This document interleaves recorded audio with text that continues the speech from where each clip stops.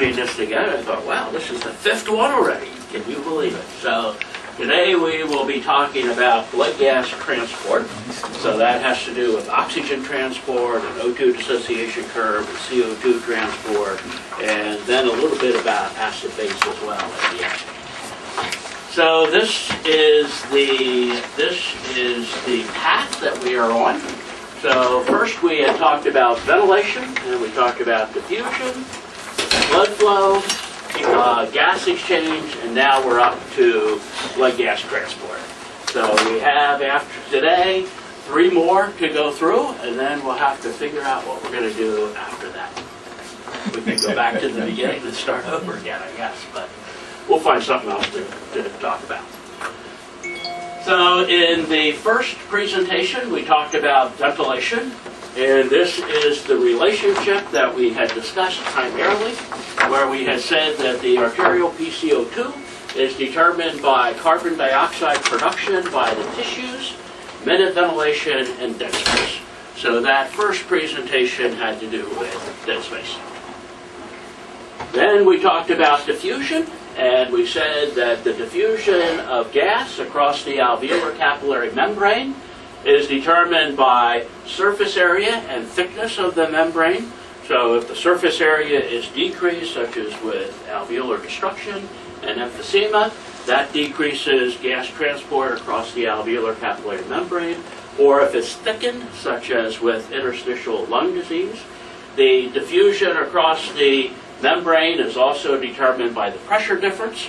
So at high altitudes, where the inspired PO2 is decreased, there's less driving pressure for diffusion, and also the diffusibility of the gas.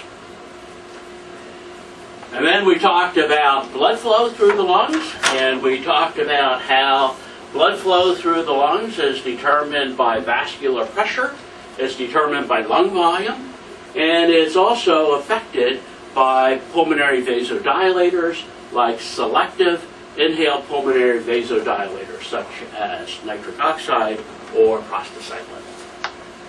Then the last time that I was here for one of these presentations, which was about 6 weeks ago, we talked about ventilation perfusion matching, and we said that along the ventilation perfusion line we have one extreme where there is ventilation without blood flow, and that is dead space.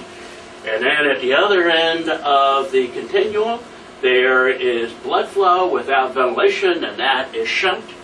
And normally, we are breathing somewhere here towards the center of this continuum, where there is an appropriate relationship between ventilation and blood flow, which results in us having a normal PO2 and PCO2. So today we're going to talk about blood gas transport to the periphery. So how do we get oxygen from the lungs to the tissues, and then how do we get carbon dioxide transported from the tissues back to the lungs? So we will describe the role of hemoglobin, not only in oxygen transport, but also carbon dioxide transport. So hemoglobin is necessary for transporting oxygen to the periphery. Also, it's important for transporting carbon dioxide from the periphery back to the lungs. And in fact, there is a relationship. There are relationships between how the hemoglobin transports oxygen and carbon dioxide, and that's the Bohr effect and Haldane effect that you might remember hearing about years and years and years ago when you studied respiratory physiology last time. We'll talk a lot about the oxyhemoglobin dissociation curve. We will talk about the Bohr and Haldane effects, as I just mentioned. We'll list the causes of hypoxia, so what are reasons why the tissues do not get enough oxygen, and then we'll talk a little bit about some of the causes of acid-base disorders. The oxygen content of the blood is determined by the amount of oxygen that is dissolved in the plasma and the amount of oxygen that is bound to hemoglobin. And as this story unfolds, we will review how the dissolved oxygen is a very small amount, because oxygen is not very soluble in plasma. And most of the oxygen is transported by hemoglobin, and if we did not have hemoglobin, we would never get enough oxygen to our tissues in order to sustain life. So a little bit about dissolved oxygen. So the amount of oxygen dissolved in the plasma is determined by Henry's law, which states that the amount of oxygen dissolved in the blood, dissolved in the plasma, is determined by solubility coefficient, the pressure of the gas, or the PO2, and the temperature. At normal body temperature, 37 degrees centigrade, the solubility coefficient is 0.003 milliliters of oxygen per 100 milliliters of blood per millimeter of mercury of PO2. So if we have a PO2 of 100, then there will only be about 0.3 of a milliliter of oxygen dissolved in 100 milliliters of blood. So oxygen is very insoluble in plasma, and this amount of oxygen at a nearly normal PO2 would never be enough oxygen to support life. Now, the solubility of oxygen in the blood varies inversely with temperature. So why is that important? Well, the reason why that is important is because the blood gas analyzer always measures the blood gases at 37 degrees centigrade. So if you ever remember working in a blood gas lab, one of the things that is always done is to make sure that the temperature is stable at 37 degrees centigrade. And I haven't worked in a blood gas lab in 30 years, but back in those days, there would actually water baths to circulated water around the cells and so forth. I don't know how it does it anymore. Probably not that way, but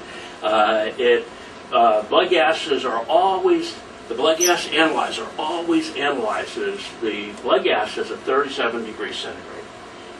At a higher temperature, gas comes out of solution and exerts a higher pressure. So think about that. If you have a warm carbonated beverage and you open it, there's so much pressure it sprays out all over you. Whereas if that same carbonated beverage is cooled in the refrigerator to a lower temperature, then more of the gas, carbon dioxide in that case, goes into solution, so there's less pressure. So we all know that you don't want to open a warm beer unless you want to wear it. Only Lloyd would do that. So then, our patients don't all have normal body temperatures. Most of them do not. So then what happens if we have a patient who is hyperthermic, whose body temperature is 39 instead of 37?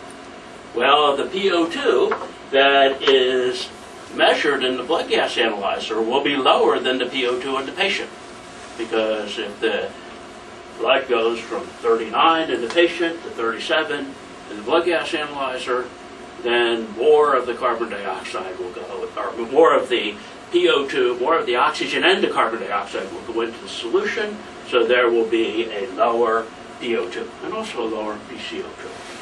Whereas if we have a patient who is being cooled, such as a patient after cardiac arrest who is in a hypothermic protocol, who's being cooled to 33, 34 degrees centigrade, then the PO2 in the patient will be less than the PO2 measured in the blood gas analyzer, right? Because if we go from 37 in the blood gas analyzer to 34 in the patient, more of the gas will go into solution. There'll be a lower PO2 and lower PCO2.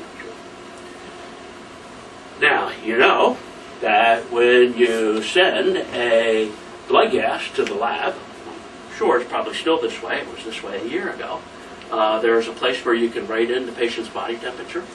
So if you do that, then the blood gas lab will make an adjustment for the temperature.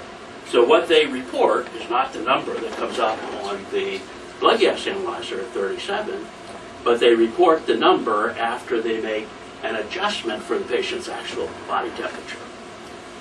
That, and I won't get into all of the reasons, that is very controversial. And there are some labs that do that, some labs that do not do that. At least here, a year ago, the lab here did it. I explored this a few years ago, and in the New England Journal papers that first reported the use of hypothermia post-cardiac arrest, they actually managed the patients based upon the temperature-adjusted values of PO2 and PCO2. So I guess if you want to do things the way they did it in that study, that's what they did.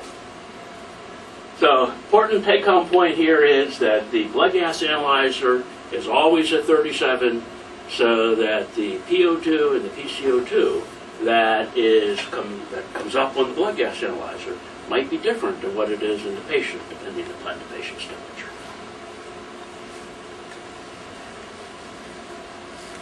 Now, oxygen is poorly soluble in the blood, as we showed on the previous slide. So we need another way of transporting oxygen to the tissue. And the other way of transporting oxygen to the tissue is by binding oxygen to hemoglobin. And the relationship between the amount of oxygen that is bound to hemoglobin and the PO2 is the oxyhemoglobin dissociation curve.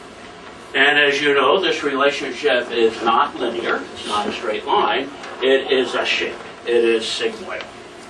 And this has physiologic value to have a sigmoidal oxyhemoglobin dissociation curve. Because at high PO2s in the lungs, oxygen binds easily to hemoglobin. So we have a PO2 of 100, that gives us an oxygen saturation of around 97 or 98%. We can drop our PO2 in the lungs from 100 down to 60, and the oxygen saturation doesn't drop very much. So with a big drop in PO2, a big drop in lung function, we still get almost as much oxygen bound onto the hemoglobin. So you or I could get a pneumonia. We could get a pretty sizable pneumonia, and we could drop our PO2 by 40% from 100 down to 60. And our oxygen is still 90% or greater bound with oxygen. So that's a good thing. On the other hand, at a low PO2, out in the tissues where the PO2 is around 40 millimeters of mercury, oxygen binds loosely to hemoglobin. So for example, in the PO2 is 40, that gives us an oxygen saturation of about 75%. We can drop the PO2 from 40 to 30, drop the PO2 only a little bit at the tissues, and the saturation drops a lot. So going from a PO2 of 40 to 30, the saturation at the tissues would go from 75% to 60%. So that's a lot of oxygen that is released from the hemoglobin and is made available to the tissues. So the oxyhemoglobin dissociation curve is very adaptive to our physiology. The oxyhemoglobin dissociation curve allows oxygen to bind to hemoglobin very readily in the lungs. That's perfect. That's what we would want. And in the tissues, the oxyhemoglobin dissociation curve allows oxygen to come off of the hemoglobin very easily, so that it then can diffuse into the tissues and into the mitochondria to support life. Now, something that I thought that you might be interested in, I'm interested in, is there has been some discussion in recent years about using the oxygen saturation FiO2 ratio as an alternative to the PO2 FiO2 ratio for assessing the severity of lung disease, such as in ARDS. So as you know, part of the definition of ARDS is that the PO2 FiO2 ratio is less than 300 millimeters of mercury, less than 200 for moderate ARDS, less than 100 for severe ARDS. The issue is that in many places around the country and around the world, there's a move away from, save this one for you, Daniel. In many places around the country and around the world, there's a move away from putting in arterial lines, and there's a move away from doing a lot of arterial blood gases. But we get oxygen saturation readily. So then can we use the relationship between oxygen saturation and FiO2 instead of CO2 to FiO2? And this is something that was published just within about the last 6 months or so. this shows that you can. So for example, on this table, if your patient is on 60% oxygen, has an oxygen saturation of 92%, that would be a PF ratio of 106. If your patient is on 40% oxygen and has a saturation of 95%, that would be a PF ratio of 189. There were published, for the PEDS folks in the room, there were published within the last year guidelines for pediatric ARDS. So now there's a whole set of guidelines for pediatric ARDS, as there have been for adult ARDS for some time, and much of the decision making in those guidelines is based upon the PO2 to FiO2, right? Or the SpO2 to FiO2 ratio rather than PO2 to FiO2 ratio. So I think we're going to begin seeing this used increasingly. Where it all falls apart. So back to the non-linearity of the oxyhemoglobin dissociation curve, this all falls apart if the oxygen saturation is greater than 96%. So this only works for oxygen saturations less than or equal to 96%.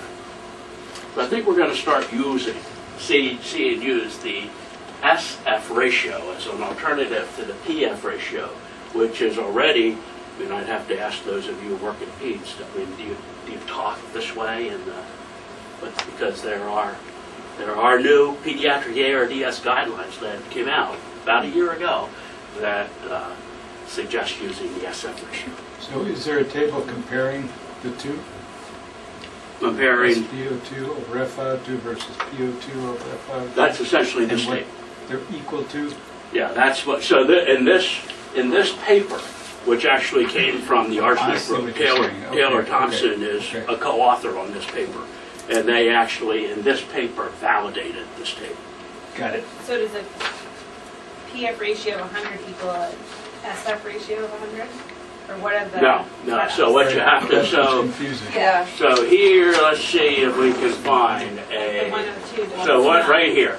So here would be an oxygen saturation of 91% on 60% oxygen. Would essentially be... So that would equal a PF ratio of whatever that number was. 102. Yeah, 102. Right. The PF ratio of 102, wherever I was, would be if you were on 60% oxygen and 91%.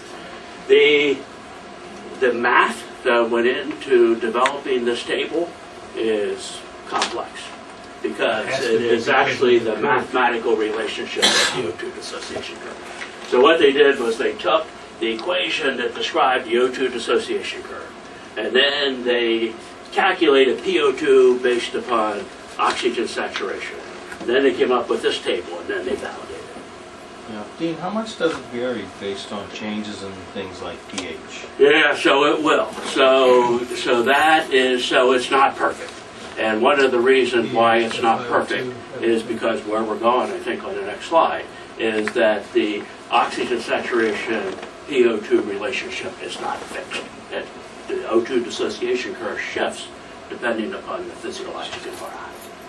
So, yeah, so if you look at the paper, the full paper, the relationship is not perfect, and part of the reason is because of permissive hypercapnia and other things that occur in ARDS.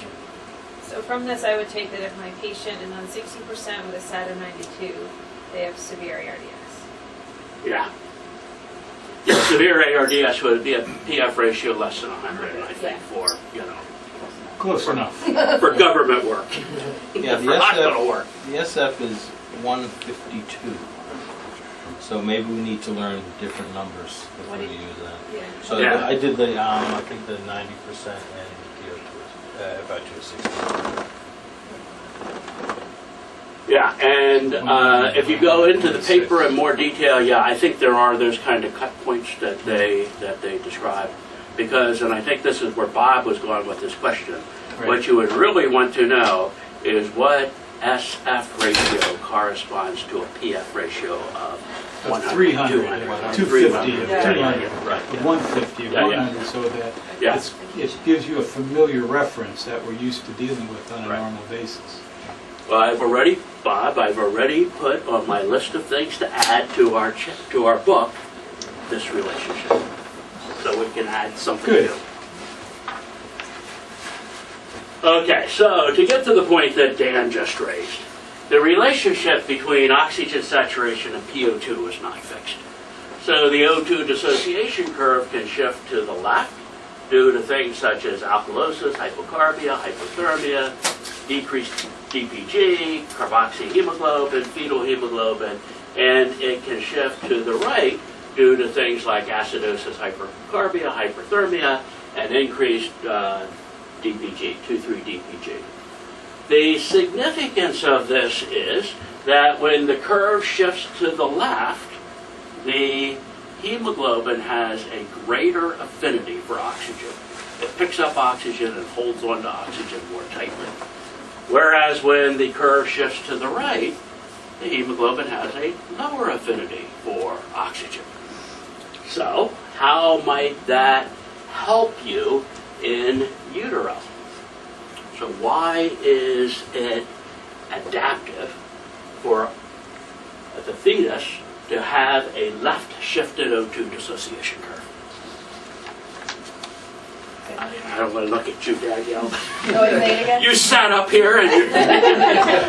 What? Say that again, I'm sorry. So if you are a fetus, have fetal hemoglobin, why is it physiologically adaptive for you to have a left-shifted O2 dissociation curve? In utero, because of how low the AO2 is. Exactly. So the PO2 is very low in utero. Remind me, it's like 30 to 40 30, or yeah. something, 25, Yeah. 30, you know, certainly less than 40. So the PO2 is very low. So by left shifting the O2 dissociation curve, then you can have a higher oxygen saturation with the low PO2. So as I just said, a left shift of the O2 dissociation curve increases the affinity of hemoglobin for oxygen. A right shift of the O2 dissociation curve decreases the affinity of hemoglobin for oxygen. So illustrated here is the effect of temperature. So here would be a low temperature, relatively normal temperature, hyperthermia. Here is the effect of PCO2. Here is the effect of pH, which is called the Bohr effect. So the Bohr effect says that the lower the pH, the less affinity the hemoglobin has for oxygen. So with a lower pH, there's a right-shifted O2 dissociation curve. So the Bohr effect says that with acidosis, there's a lower affinity of hemoglobin for oxygen. So why is that physiologically adaptive? So if you were to build this relationship, why would you want to build it that way? Why is it physiologically adaptive that with acidosis, the hemoglobin gives up oxygen, has a lesser affinity for oxygen? For the cells? So what is the arterial pH? 7.4. What is the venous pH? 7.35 or so. So as the blood moves past the cell, the pH goes down. As the pH goes down, the O2 dissociation curve shifts to the right. And if the O2 dissociation curve shifts to the right, the hemoglobin gives up oxygen, which is what we want to have happen in the cells. And then the opposite thing happens in the lungs. So the blood goes through the lungs, the pH starts out at 7.35, it ends up at 7.4. The O2 dissociation curve moves to the left, so that then facilitates loading of oxygen onto the hemoglobin in the lungs. So the Bohr effect then has the physiologic consequence of loading oxygen on hemoglobin in the lungs, offloading oxygen from the hemoglobin at the tissues. Exactly what you would want to have happen. So this is just illustrating the same thing. So with a higher pH in the lungs, that facilitates oxygen loading. Lower pH in the tissues facilitates oxygen unloading, and that's what you want to have happen physiologically. Now,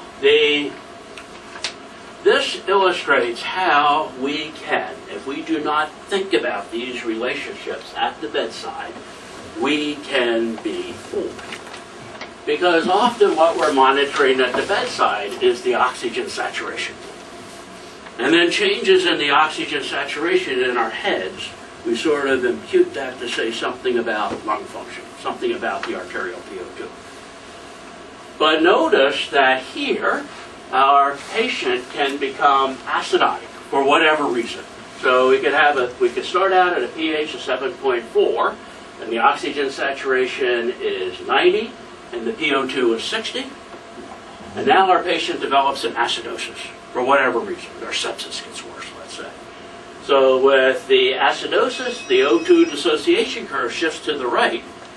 So notice that the oxygen saturation drops without any change in the PO2. So then at the bedside, as we are making sense about changes in the oxygen saturation measured on the pulse oximeter, we have to keep in the back of our minds what is the relationship between saturation and PO2, because the saturation can drop, in this example, due to a change in pH without any change in PO2 and without any change in the patient's lung function. So it's possible that we can be fooled, and I have been, and I suspect maybe all of us in this room have been fooled at one time or another, because the oxygen saturation changes because of the physiology of the O2 dissociation curve, and it's not because of a change in the patient's lung function. So then, most of the oxygen is carried down to hemoglobin.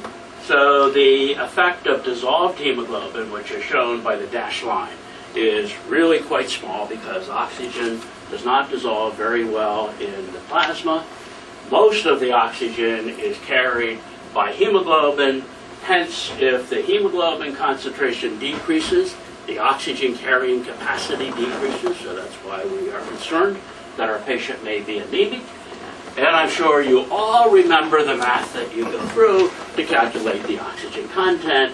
And again, this illustrates that most of the oxygen is bound to hemoglobin, so that is this part, and only a relatively small amount of it is dissolved. And I see there's a mistake on the slide, so you can cross out in your handout, cross this out. It should just be 19.5, which is the result of this math. It's interesting, I put together these slides, and then I look at them 100 times, and then I come in here and I look at them before you all show up. And then I look at them now and I see a mistake. Sounds like the schedule. Fred. So if the SAT can change while the PO2 does not change, Yeah, so we're back here. Does that not make the SF ratio somewhat unreliable? Correct. So that was Dan's point. So yeah, so that is one of the issues with the SF ratio. Yeah, you are exactly correct. I mean, and that's the point that Dan was making earlier. And just compound that. Patient is febrile, patient's PCO2 went up, and their pH went down, and that curve is shifted more so. Right. And all of these things are happening sometimes on a moment-to-moment basis in mechanically ventilated patients. So I need a blood gas. Yeah. But it's also why you don't jump to changes in the saturation so quickly without really assessing what's happening. Yeah. But your point is, that the arterial blood gas is still the gold standard. Because, I mean, only in pediatrics we function so much without arterial blood gases in the NICU and in the PICU. And so we are used to sort of managing that way. But things start getting really complicated, like Bob said, and I'm like, we need to get an arterial blood gas and see what's going on. Because you can't sort it out. Right. And in fact here, I mean, so the knee-jerk response for most people if the SAT drops is to increase the FiO2. And for sure, that will restore the oxygen saturation because that's going to shift the PO2 up here, which is going to make the SAT better. But it's not going to address the underlying problem. So you're treating the symptom rather than the problem at that point. Yeah, I certainly, I think the SF ratio stuff is interesting, it's fascinating. I think we're going to see it used increasingly, but a blood gas is still the gold standard. I mean, I'm certainly not going to argue that it's not.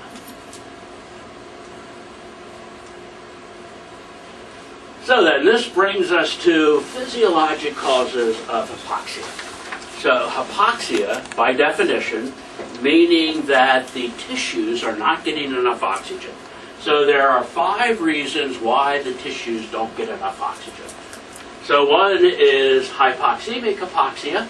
So this is because there's an issue generally with lung function. Or it could be at increased altitude where there's a low inspired PO2. So these are the kinds of things we've talked about in previous lectures: diffusion, shunt, DQ, hypoventilation, and so forth.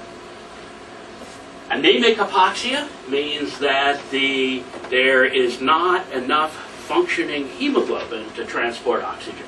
So that could be anemia, because you just were involved in a traumatic event or VASA surgery, or carboxyhemoglobin, which has the effect of the CO binds up oxygen binding sites in the hemoglobin, or methemoglobin.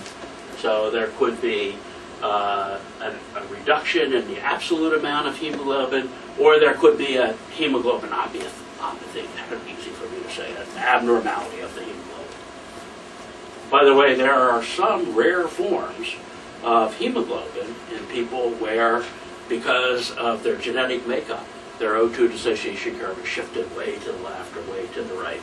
So there are some people, very rare, there are some people with a normal PO2 who walk around with an oxygen saturation of 80% because the makeup of their hemoglobin is such that the O2 dissociation curve is shifted way far to the right. So that's unusual, but it comes up every so often. Circulatory hypoxia means that there is not blood transported from the lungs to the tissues in an appropriate manner, so it could be because of a decrease in cardiac output. Or another way that one can have circulatory hypoxia is if there are peripheral shunts where the blood moves from the arterial circulation to the venous circulation but bypasses the cells.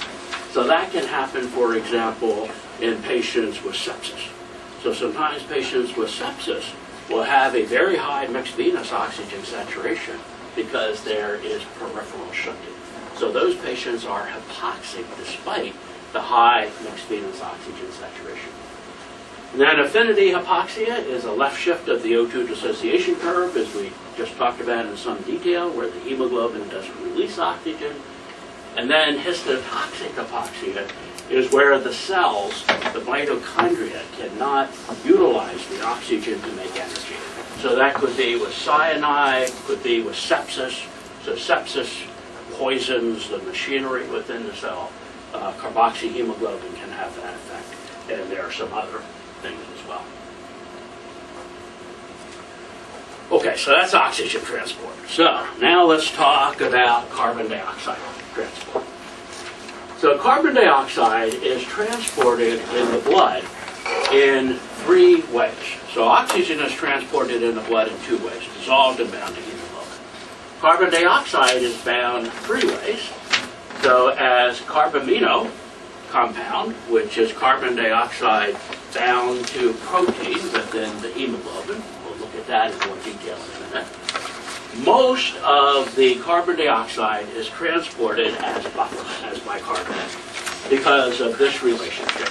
So water reacts with carbon dioxide to produce carbonic acid, which produces hydrogen ions and bicarbonate.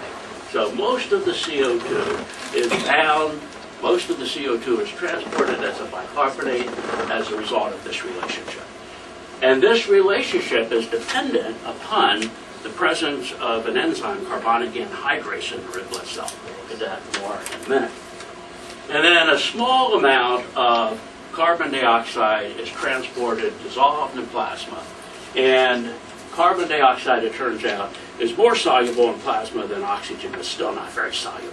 So we need then hemoglobin, not only to transport oxygen, but also to transport carbon dioxide And the bicarbonate part of this is also hemoglobin dependent because of the presence of carbonic anhydrase within the red blood cell. So that is illustrated here. So some of the carbon dioxide is transported as dissolved CO2, only a small amount because carbon dioxide is not very soluble in plasma. Much of the CO2 will dissolve, much of the CO2 will diffuse into the red blood cell. So this illustrates a red blood cell. Some of that carbon dioxide will bind to the protein, the hemoglobin within the red blood cell, producing carbaminohemoglobin to transport carbon dioxide.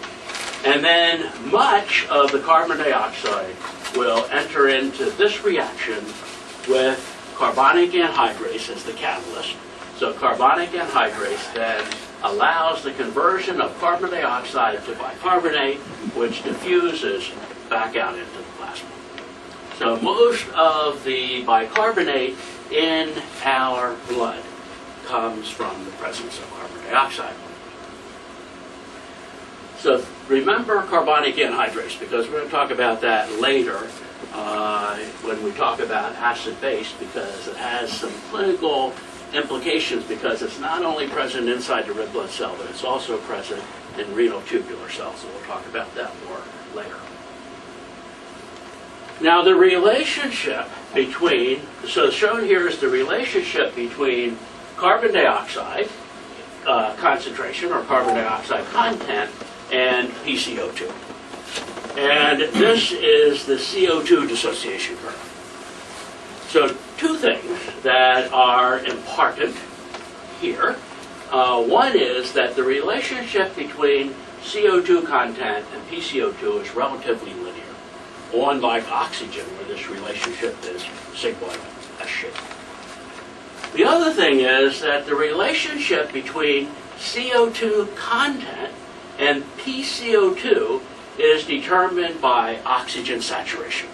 So the CO2 dissociation curve shifts depending upon what is the oxygen saturation, and that's something called the Haldane effect. So, for example, let's imagine that our patient has a PCO2 of 60 and an oxygen content of 60 milliliters per 100 milliliters of blood with an oxygen saturation of 75%. So what would all of us do in this case? Oxygen saturation of 75%. It's not meant to be a trick question. We would give the patient oxygen.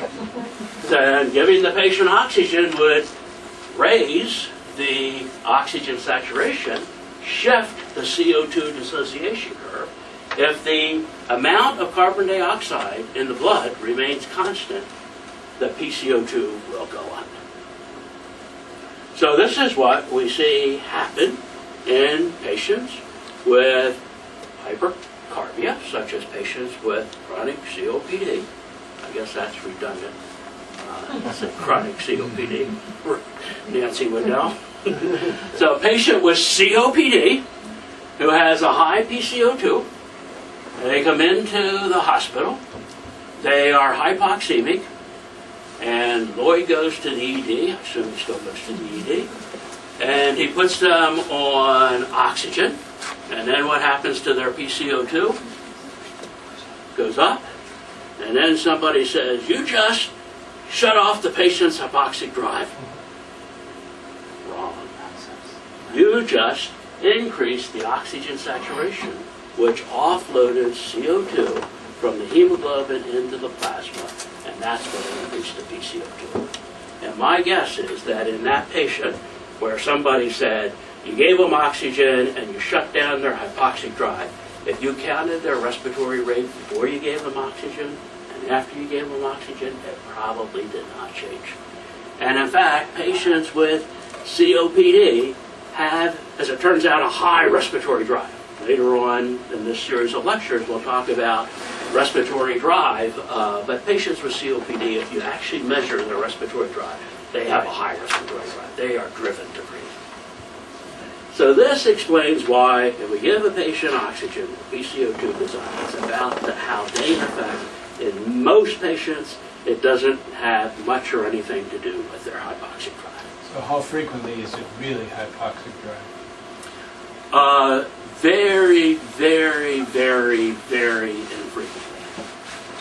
So I mean, very, could say very, 1 in very, 100, I don't, very but it's very rare.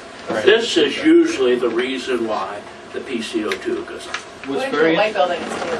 Yes. Right. Right. Not everyone, but it's not. I mean, it's, Well, you can try to explain this too. I'm gonna need the colors. if you run into one patient a year, that's probably a lot. Yeah. I mean, it really is uncommon that you have a depressed ventilatory drive. It is so from commonly spoken about though. Oh, Absolutely, Yes. because you see the phenomena Dean just described all the time. It does go up a little bit. I had a resident, most of them are a lot smarter than me, but this one asked me a question, this is probably about 10 years ago. He said, should we allow, in a patient with ARDS, should we allow permissive hypoxemia, a lower oxygen saturation, so that we can lower the PCO2 in a patient with a respiratory acidosis permissive hypercapnia? That was a really good question. I have no idea what the answer is. The physiology would say that should work, but you know. well, we do, but not necessarily. Yeah, but for you that don't think reason. about it this That's way. right. Yeah, you don't think about, well, if we let the oxygen saturation go to 86%, maybe the PCO2 would go down because of this relationship. I don't think it's ever been studied But- as far as I know, but the physiology is Patients right. don't die of an elevated CO2. Patients die of hypoxemia. So I'm Yeah, always but much probably more not of concerned. saturation of 85%. Agreed. But making moves that fix CO2 by causing Yeah. poor oxygenation, to me, is Well, never the this right patient, choice. this patient had like a pH of 7.1 and a PCO2 of 90. You've seen some of those patients, right, Robbie?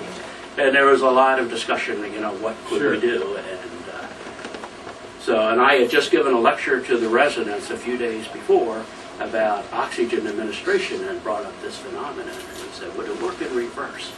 I don't know. It's a great question. Okay, so we have actually 15 minutes left to talk a little bit about acid-base balance. And I'm going to assume that you all know how to interpret blood gases. So we're not going to focus on the interpretation of the blood gas, but as we go through this, we're going to talk about some of the common reasons for different acid-base disorders. So the relationship here, you know I love math. Some of you know I love math before I started doing these presentations, but here the relationship is defined by the Henderson-Hasselbalch equation, which says that the pH is equal to 6.1 plus the logarithm of the bicarbonate concentration divided by 0.03, which is the solubility coefficient for CO2, times the PCO2.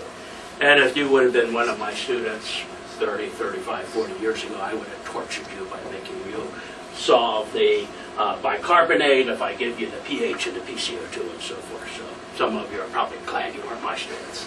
Correct. Truth be told, I'm not sure I could do analogs anymore myself. If you had your slide rule, I would hope that maybe you could do that in Excel somehow. Yeah. Yeah, you could. We used to do it with our slide rule. You probably tortured your students by doing that kind of a thing as well. So the pH is proportional to the ratio between the bicarbonate and the PCO2. So the bicarbonate, or the buffer, we often refer to as the metabolic component. The PCO2 we refer to as the CO2 component. And whenever the bicarbonate is 24 and the PCO2 is 40, that results in a pH of 7.4. And you all know that just because you know that. But if you wanted to prove that, you could solve the Henderson-Hasselbalch equation. So acid-base disorders are described by the primary disturbance and then whether or not there's compensation. So the primary disturbance is either an acidosis or an alkalosis, as you know, which could either be a respiratory acidosis where the primary disturbance is PCO2, or metabolic acidosis where the primary disturbance is a drop in buffer or bicarb, and so forth. And then compensation is when, for example, the PCO2 changes to correct the pH with the metabolic acid-base disorder. So that's the patient with diabetic ketoacidosis who has a bicarbonate of 5 and a PCO2 of 5, and they're breathing as fast and deep as they can. So that's ketoacidosis, Kussmaul's breathing. Or if there's a change in bicarbonate to correct pH with respiratory acid-base imbalances. So this is our patient with COPD who has a PCO2 of 70 and a pH, which is relatively normal because the kidney hangs on to bicarbonate. So let's go through then some of the acid-base disorders, and I'm not going to dwell on the on the interpretation of the blood gas, but to talk a little bit about some of the common causes and treatments for various acid-base disorders. So for respiratory acidosis, an increase in PCO2 with a decrease in pH and then an increase in bicarb to compensate. This can be the result of respiratory center depression, such as opioids, for example. So we hear a lot about opioids and out in the community and opioid deaths and so forth, and that is often the result of respiratory center depression with overdose. Or it could be the result of neuromuscular disease. So this is ALS, Duchenne muscular dystrophy, and so forth, or lung disease, a patient with COPD. And the treatment is primarily to treat the underlying cause to the extent that we can, provide mechanical ventilation, so that patient with ALS is on non-invasive ventilation, and to sometimes to provide buffers if the pH is very, very low. But this is controversial and is not done commonly. With respiratory alkalosis, there is an increase in pH with a decrease in PCO2. The bicarbonate decreases to compensate. The primary causes of respiratory alkalosis are respiratory center stimulation, and that happens clinically most commonly due to pain and anxiety. There are some drugs and some hormones actually that increase respiratory center stimulation. So for example, aspirin and aspirin overdose can cause respiratory center stimulation, respiratory alkalosis. Progesterone is a respiratory stimulant, so that's the reason why. If you draw blood gas on a pregnant woman, often they will have a respiratory alkalosis because of the effect of progesterone, and sometimes in patients with decreased respiratory drive, progesterone is administered therapeutically to try to increase the respiratory drive. So that has been, I've seen that used on occasion over the years as a respiratory stimulant. So metabolic alkalosis is an increase in pH with an increase in bicarbonate. With compensation, there would be an increase in PCO2, but that almost never happens. It is very rare that a patient will hypoventilate in response to a metabolic alkalosis. And the reason for that is that carbon dioxide is a very strong respiratory drive. So if you see a patient with an elevated bicarb and an elevated PCO2, it's almost never metabolic alkalosis. It's something else, because normally you or I will defend our PCO2. Causes, common causes, hypokalemia, nasogastric suctioning or vomiting, contraction alkalosis, a patient who has received a lot of diuresis, bicarbonate administration, steroid therapy. And then the treatment is to, of course, treat the cause, KCl, volume, Diamox. We're going to come back to Diamox again in a few minutes because there's some very recent study about this.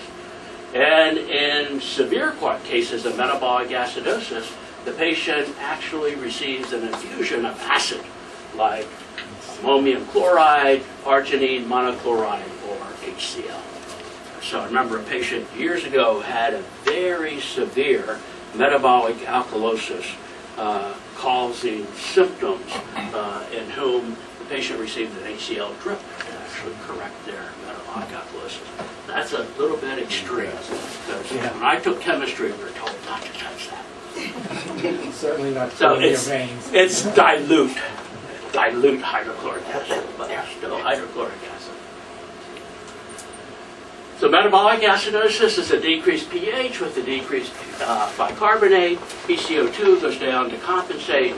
So this is what we see with a diabetic ketoacidosis and Kussmaul's breathing, for example, with hypoxia, lactic acidosis. So if the cell's not getting enough oxygen and the lactate goes up because, I won't get into the glycolysis, Krebs cycle stuff, but without oxygen, you cannot make energy, and you make lactate instead of making CO2 and energy. With GI loss of bicarbonate, we can get a metabolic acidosis, such as with severe diarrhea. With renal loss of bicarbonate, renal tubular acidosis, which we see from time to time in the ICU, although it's not very common. And here's our diamox again, so we're going to come back and talk more about diamox in a minute. And then poisons such as aspirin, methylene glycol, and ethylene glycol. I think the worst, the most severe case of metabolic acidosis that I ever saw was in a patient who was an alcoholic, and all the bottles were empty, so he drank the antifreeze, ethylene glycol. And that, I've never tried it, I don't plan to, but I'm told that that gives you quite a high, like alcohol does. Only problem is it also kills you. So it is, it's not a good thing to drink drink antifreeze. So the treatment here is treat the cause and then give buffers like bicarbonate. A few years ago, we used THAM sometimes as a buffer, probably a better buffer than bicarbonate. Why don't we do that anymore? I don't think it's still not possible to get THAM. You know, like THAM went away? Yeah, it's like one bottle left. Why did THAM go away? Oh, you don't know? No, I just don't want I to. thought it was on back order. Yeah. That's what the reasoning after was. So the supplier of THAM was the compounding pharmacy in Worcester, where they just had the big trial, where they gave the tainted steroids. So that's where we got our THAM from. So that's why THAM went away. Just the East Coast? I mean, there must be some more other places. Or are they for the whole? Yeah, I don't know. I heard that some hospitals the pharmacy was compounding their own, but I don't know if there are other places you can. So sometimes in the setting of metabolic acidosis, we will look at the anion gap, probably I should say always in the setting of metabolic acidosis is a value to look at the anion gap, the difference between the sodium and the sum of the chloride and the bicarbonate. Metabolic acidosis can be associated with either a normal anion gap, 8 to 12, or an increased anion gap, more than 12. And I think I have, that's on this slide. So metabolic acidosis with an increased anion gap are things like lactic acidosis, ketoacidosis, renal acidosis. Metabolic acidosis with a normal anion gap are things such as loss of bicarbonate from the GI tract. Here's our diamox again, acetazolamide, and excessive chloride administration. So now we have, a few times in the presentation, talked about carbonic anhydrase. And a few times, diamox, or acetazolamide, has come up. So I thought this would be a good place to talk a little bit about the use of diamox, or acetazolamine, as a therapy, primarily in patients who have a chronically high PCO2. So there's just recently a study about that, and we're going to talk about that here. But first of all, I want to point out that in the renal tubular cell, so this is in the kidney, not in the red blood cell, there is also carbonic anhydrase. And carbonic anhydrase is important in the kidney because it results in reabsorption of bicarbonate. So we don't all lose our bicarbonate in our urine and have a metabolic acidosis because of the presence of carbonic anhydrase, which results in bicarbonate reabsorption. Diamox, acetazolamide, is a carbonic anhydrase inhibitor. So it blocks the effect of carbonic anhydrase in the kidney, and that results in the loss of bicarbonate in the urine, and also it has a diuretic effect, so loss of bicarbonate and water. So over the years, there have often been discussions about what if we have that chronic lunger on the ventilator who has a PCO2 of 90 and a pH of 7.40. What if we gave them Diamox, caused them to excrete bicarbonate into the urine? That would lower their pH. And then what would that force them to do to normalize the pH? Breathe more. So in that patient with a severe chronic respiratory acidosis, would we use Diamox to stimulate the patient to breathe more? And might that help to get the patient off of the ventilator? Well, that was just recently studied in a paper that was in JAMA within the last 6 months or so, where they looked at, in patients with COPD on the ventilator, if you used Diamox, carbonic anhydrase inhibitor, will patients come off of the ventilator sooner? And interestingly enough, they did. So it turned out it was not statistically significant, probably because the study wasn't big enough. But there clearly here was an effect. So I don't know, Robbie, this study came out after I left, so I don't know if they're using Diamox more in the MICU. And, but it's interesting. It's an interesting application of some of the physiology that we're talking about here. I find they go to Diamox a lot when they get that really bad contractional epilepsy. Mm-hmm. Yeah, right. That'll have the same effect because it'll result in dumping bicarbonate into the urine, and will. Now the problem is that it also has a diuretic effect. So if you weren't also giving fluid, you get that contraction alkalosis potentially worse. Right. So, What about when people go to Colorado to go skiing? yeah. So So what that has to do with is you go to a higher altitude, your inspired PO2, the inspired PO2 decreases, so the arterial PO2 decreases, so you hyperventilate, which causes you to have a respiratory alkalosis. So then if you took Diamox, you would excrete buffer into the urine, so that would normalize your pH more. So it tries to accelerate what nature would end up doing anyway.